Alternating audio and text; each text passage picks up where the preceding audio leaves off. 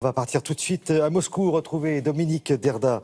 Et alors là, on va parler du religieux en Russie. Alors, on en parle assez souvent ici, mais cette fois, c'est avec des images, Dominique, des images assez spectaculaires qui illustrent l'ampleur que prend ce phénomène dans ce pays. Alors, il s'agit d'un pèlerinage, hein, si c'est bien ça, qui rassemble des dizaines de milliers de fidèles.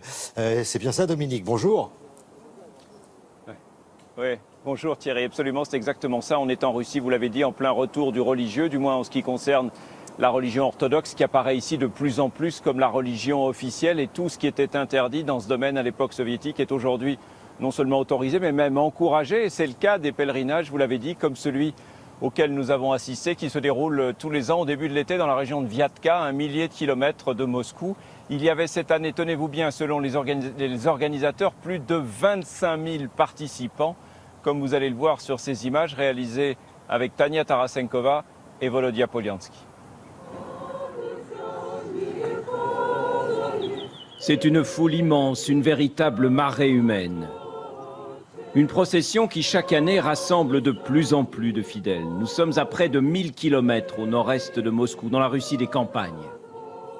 La légende prétend qu'au XIVe siècle, Saint Nicolas serait apparu à un paysan des environs et que depuis, il ferait des miracles.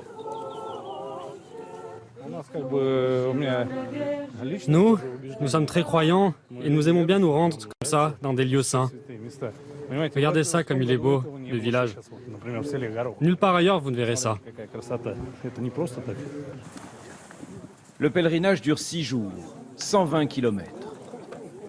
À l'étape, des bénévoles servent du thé et des repas chauds, du sarrasin. On en a fait beaucoup. Combien? 12 sacs de 50 kilos chacun.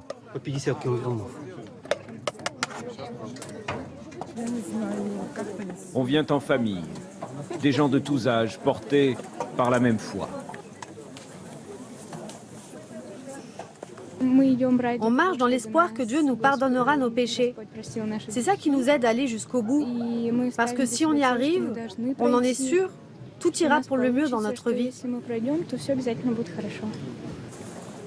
L'épreuve, pour certains, est un long chemin de croix.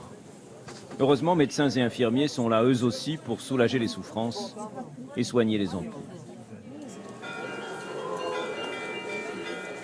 Aux heures les plus sombres de l'époque soviétique, la procession était interdite.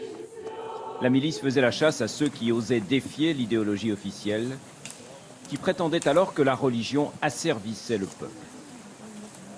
Depuis l'effondrement du régime communiste, l'Église orthodoxe n'a de cesse de retrouver la place qui était la sienne avant la révolution de 1917.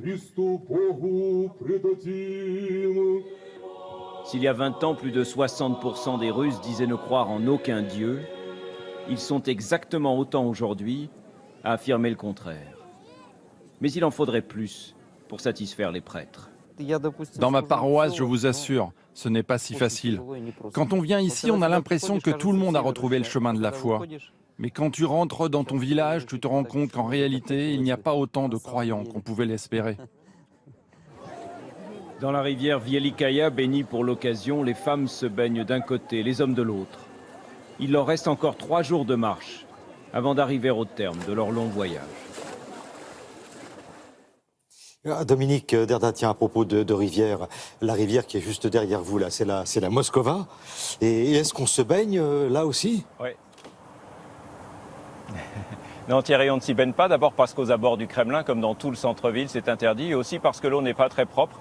Cependant, cela dit, il y a quelques plages en amont, à l'extérieur de Moscou. Et là, effectivement, même si l'eau n'est pas vraiment limpide, on s'y baigne. Et vous savez, si Anne Hidalgo promet aux Parisiens que bientôt ils pourront se baigner dans la Seine, eh bien, le maire de Moscou dit exactement la même chose aux habitants de Moscou, aux habitants de la capitale russe. Une 50aine de stations d'épuration sont en projet. On nous dit que dès l'été 2018, les premières seront mises en service. Alors Thierry, si ça vous tente l'été prochain, eh bien, venez nous voir avec votre maillot de bain et on ira essayer ensemble. Mais Dominique, mes affaires sont prêtes, on n'attend que ça. Merci beaucoup et bonne journée à Moscou. Merci. À très bientôt. Voilà, Dominique Derda Au revoir. en direct pour Télématin et la revue de presse.